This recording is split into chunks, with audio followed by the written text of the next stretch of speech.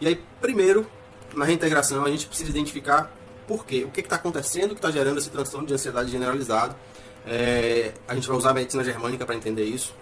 E a medicina germânica diz que há aí um duplo conflito de medo em relação ao que você vai viver, o que você espera viver. É alguma coisa que está acontecendo realmente.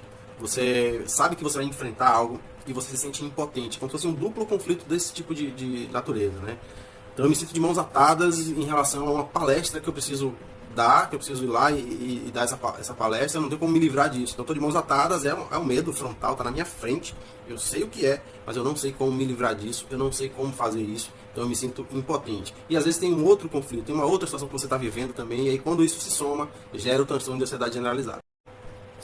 E aí então, depois de identificado isso, a gente vai entender o que está acontecendo internamente nesse cliente e por que, né, que existe esse medo tão grande em relação a isso que vai ser vivido, que está sendo vivido aí.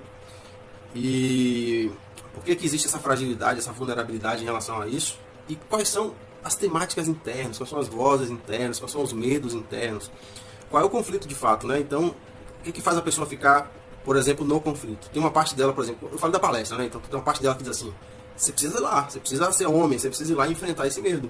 E uma outra parte diz: você não vai conseguir, é melhor você abandonar, é melhor você não ir lá. Então a pessoa fica nesse vai e vem aqui mental, né, lógico, e ela não consegue se livrar disso. Esse é o conflito interno, isso gasta uma energia enorme e faz a pessoa ficar congelada, paralisada no conflito. Depois eu preciso fazer um acesso, né, nesse inconsciente, através de levar esse racional para conversar com esse inconsciente, através da reintegração, e descobrir: mas por que você acha que eu tenho que enfrentar isso? Por que você acha? Por que você acha que se eu não enfrentar isso, alguma coisa vai acontecer? Eu tenho que enfrentar porque senão alguma coisa vai acontecer comigo. Também é um medo, né? Também. E por que essa outra parte acha que eu não tenho capacidade de enfrentar isso? Né? O que aconteceu? Que medos existem aí? Né?